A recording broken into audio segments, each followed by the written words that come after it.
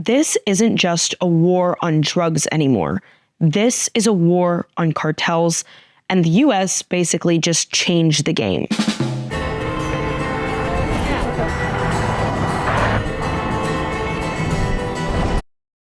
I'm Katarina Schultz. This is Borderland Dispatches, an Ironclad original. Today, we're diving into how the US is directly targeting the Mexican drug cartels, how they've changed the game, and how they are putting the FTO Act to use. Okay, so for the first time, a Mexican woman has been indicted on charges of using material to support a cartel that has been designated as a foreign terrorist organization. This 39-year-old woman was picked up in El Paso. She's a Mexican national, and she's now been charged with drug trafficking, human smuggling, straw buying. Basically, she checked the box for every single criteria to meet aiding a foreign terrorist organization. Now, she's allegedly working for the CJNG, Cartel Halisco Nueva Generación. And obviously, as we know, in January, the US designated 8 different organized crime groups as foreign terrorist organization, basically allowing the DOJ to treat them as terrorists, as terror groups, the same as Al-Qaeda or ISIS. And now this act is actually being put to use. It's important to mention the charges that this woman is facing obviously plays a huge role when it comes to aiding these Mexican cartels. Let's first talk about the straw buying charges. I have reported on this extensively before because the majority of arms that are seized at Mexican crime scenes come from the US. These people, these organized crime groups and the cartels aren't manufacturing and buying guns in Mexico. They're bringing them in from the US. Funny enough, there's actually a narco corrido, a song that talks about guns from Toronto, Canada. It really goes to show that a lot of this violence is basically aided by these arms that are coming in from across the border. And so this is obviously a big case, this indictment against this Mexican woman, because if she was straw buying, and particularly for the CJNG, this is literally a textbook example of someone who is aiding the cartels and a cartel that has been designated as an FTO. Something that I find interesting that I would like to mention is that obviously not all the cartels were designated as FTOs, and there is a chance that there could be a very similar case, a very similar indictment that comes up, but if that person is buying arms or trafficking drugs or people for a cartel that isn't on that list, their indictment and their charges will look very differently. We're obviously going to see this happen with time, and I think that's going to be really interesting, and I wonder what kind of legal precedent that's going to set, or if possibly this list of FTOs is subject to expansion. Now, Mexican officials, Omar Garcia Harfuch, he is, the head of all things national security in Mexico, even confirmed that this woman was arrested. And yes, she did have ties to the CJNG. On a side note, the CJNG right now is, in my opinion, and probably public opinion, the most violent and perhaps powerful cartel in Mexico. Since the infighting began in Sinaloa between the two factions of that cartel, CJNG has really stepped in. Also to mention, there is this, I want to say alleged, but we have this sort of video confirmation of CJNG operatives and the Chapitos, one of the factions of the Sinaloa cartel, acknowledging and confirming that they have now formed an alliance. In terms of what this means for the future, it's obviously very scary. I mean, you don't want to see two of the most powerful cartels in Mexico, who were once rivals, first of all, coming together now to control the drug trade, human smuggling, and basically put two extremely violent letterheads together and allow them to gain control of all of these regions that they previously had respective control of. It's worrisome. And then knowing that, okay, there was this woman, and not to mention, so this woman who was indicted was also picked up with two other guys who are also facing charges. I think it's conspiracy to smuggle. And all three of these people are Mexican nationals who were in El Paso and are now basically being charged under this FTO designation because they were aiding a cartel that is designated as an FTO. How many more people do we think are in the United States that are doing the same thing? Whether they're Mexican nationals or not, that doesn't matter.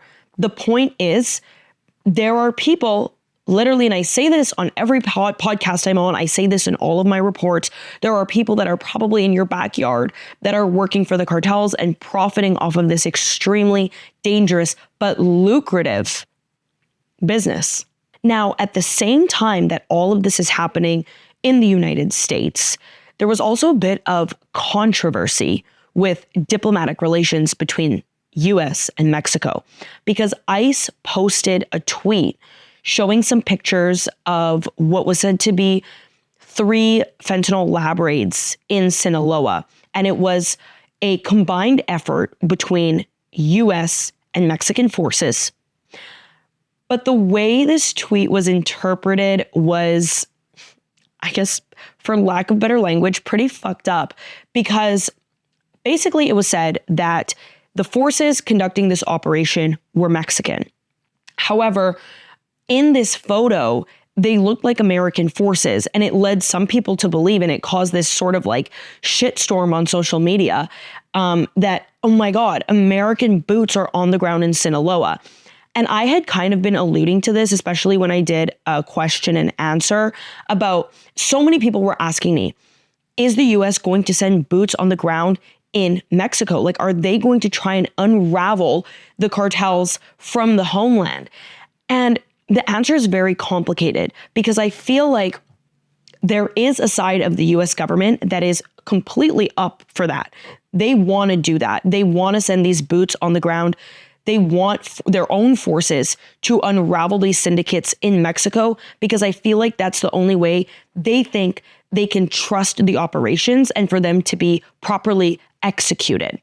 Don't get me wrong, I'm not shitting on Mexican special forces because I think that there are some great efforts and some really successful operations. But at the same time, we do see failures time and time again. And with the US really cracking down right now, it's certainly a possibility, right? So when this came out, people freaked out. So ICE issued a clarification being like, no, this was between Homeland Security, DEA, ICE to tackle these known large labs in Sinaloa, but Mexican authorities were the ones who conducted this operation. If this is the case, which we're hearing that it is, there is an ongoing bilateral effort between Mexico and the US to unravel these syndicates, to really go after the cartels. And I think it's interesting because what we have to really look at is, okay, who is on that list? Who is the US pointing out? Like, what are they going after? They want to stop the move of fentanyl. They want to unravel the cartels and weaken them. And if Mexico is on the same page, they seem to be doing that together, and it seems to be a success. Now, do I think that there are never going to be American special forces touching Mexican soil and perhaps doing some covert operations? You know, I don't want to speculate, but it's hard not to, because when we're seeing these operations go down, it's really hard not to get into this sort of rabbit hole of how much power is the US holding and how much is the US willing to risk in order to go in and take on the cartels head on. What we do know is that if something like this happens again, where there is this lack of clarity in terms of what these joint operations look like, people are going to be angry. And that includes Mexico's president Claudia Sheinbaum. Because when this all went down, in her mañanera, her morning briefings, she even questioned the legitimacy of these pictures. Does this picture match the operation? What really happened? And then Mexico's Attorney General office, who was overseeing this operation, refused to comment. So it's unclear as to how much leverage and power the U.S. really holds when it comes to these joint operations, whether it's a lot and they're full-fledged conducting them, or whether they play this sort of conductor role of, we have this, perhaps, for example, CIA information or this tip.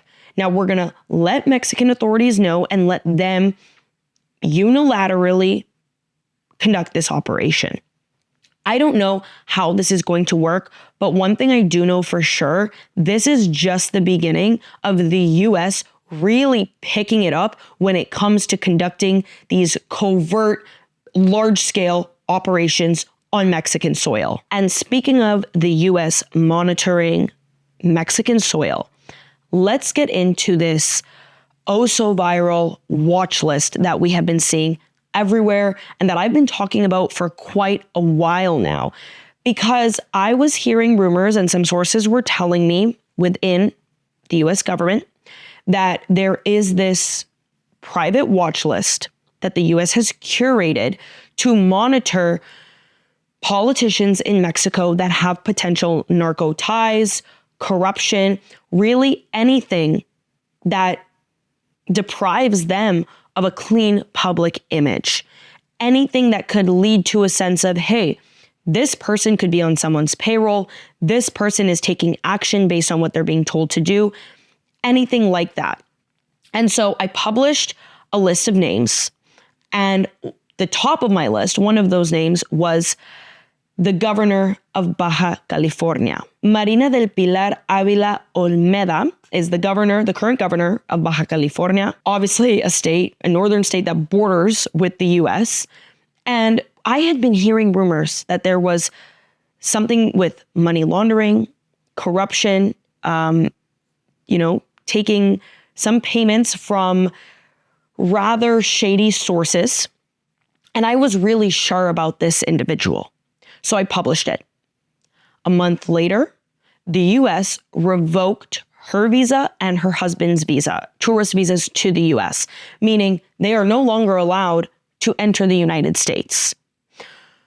This really kind of opened the floodgates for not only the rest of the names I had on my list, but for a lot of Mexican politicians who were probably fearing some sort of, I want to call it retaliation, but it's not retaliation, some sort of action against them from the United States, especially if they had been doing shady dealings or there was a sense of that in the public perception. Like, even if they weren't in it too deep, anything that could throw off the U.S. and lead officials to believe that, hey, this individual who holds a lot of power in Mexico may be, in fact, not as clean as they say they are.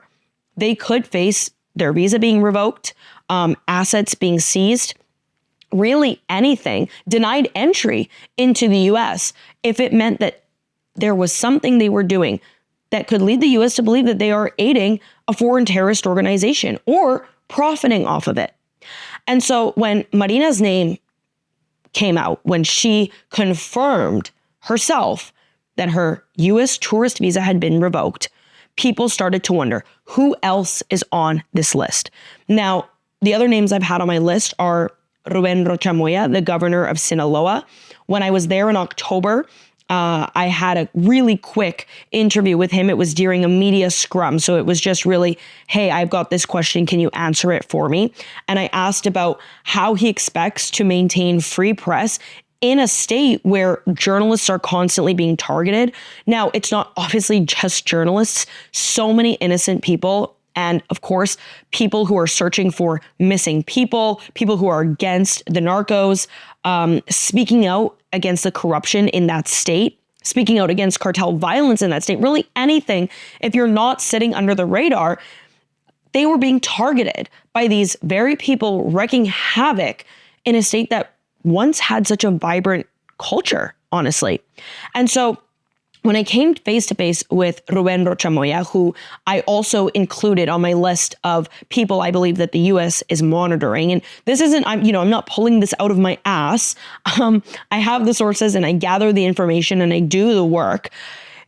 It really goes to show that there are so many individuals who are deeply embedded with the Mexican government, who are high-ranking officials that are not doing their jobs. Because at the end of the day, what are these people supposed to do? And, I've been seeing a lot of this rhetoric of, well, why are we focusing on the politicians when there are so many violent criminals at large that the U.S. should be targeting?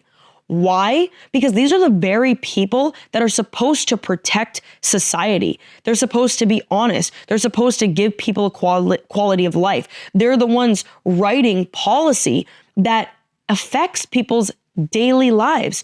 So of course we're going to focus on them. It is a complete breach of trust and a breach of integrity. I mean, I'll give a great example. It's like, okay? It's horrible no matter who does it. But when you hear the stories of the priests engaging in pedophilia, it takes it to a next level because it is an absolute breach of trust. It is an absolute violation. So when you're hearing that the governor of a state who has seen extreme levels of violence, not just since the infighting began, not since El Mayo's abduction, but for decades, since the war on drugs began in the first place, since the Guadalajara cartel kind of fragmented and Sinaloa became a hotspot, you're telling me that this person in charge of maintaining a free society, a safe society, is profiting off of the very groups that are terrorizing the people he's meant to protect? That's absolutely insane. And like I said, it is a complete violation. So yeah, I'm going to name him, and I'm going to keep naming all of the people that I believe and that I'm told are breaching their due diligence to keep people safe. Okay, similar vibes, different state, different ex-governor now. It's Enrique Alfaro Ramirez. He was the previous governor of Halisco, the very state where the CJNG extermination camp was found at Rancho Izaguirre, which was 58 kilometers outside of Guadalajara, the capital city of the state. This guy, Enrique, was a governor of Jalisco when the National Guard and the Fiscalia allegedly uncovered this ranch months before it was brought to the public's attention. Now, I bring this up time and time again. Why? Because despite all the conspiracies that people have created about this, that it was fake news or that it didn't really exist or the purpose was different, so many victims and family members of victims have come to light that if their stories are true, this is an absolute tragedy. And it goes down as a tragedy in Mexican and North American history. Because how is it possible that a camp that basically mirrors that of something that could have happened in the Holocaust was existing in almost plain sight? Like, I know that it was secluded, but it wasn't that far from a densely populated capital city. And to think that the National Guard and the Fiscalia, the state, was there. They knew about it. They had to have seen the evidence of people being there, of suffering. You had underground ovens, which people try to dispute, but the personal belongings speak volumes. I mean, when I'm looking at these images and when I'm being sent images and videos of notes from people saying, I love you, Mom, I'm sorry, and, this is where I'm going to die. This is where I came to die. You're seeing the shoes. You're seeing girls' backpacks, like a pink duffel bag with Disney princesses on it, and absolutely no evidence of where these individuals are. That's a tragedy. That's a national tragedy. And it was covered up. It really was, because National Guard and Fiscalia being there and none of this comes to light. Sure, they saved a few kidnapping victims. They arrested a few people who were doing criminal things at this spot. But then the ranch was just left there. This camp was left for the searching mothers to show up on an anonymous tip and bring all of this to light. So Enrique, previous governor of Jalisco, is definitely on the U.S. watch list, especially because his state that he previously governed is the home base for the Halisco New Generation cartel. And like we just mentioned, the woman who was indicted was working as an associate for the CJNG. The United States knows that the CJNG not only has now aligned with the Chapitos from Sinaloa, but is also one of the most powerful and dangerous cartels in Mexico, controlling so much of the transnational organized crime and drug trade. This man, this ex-governor, is, I would say, probably one of the top persons on the list. Because in order for this group to take over and have so much power and garner so much support, there has to be high levels of corruption, impunity, and people getting paid off.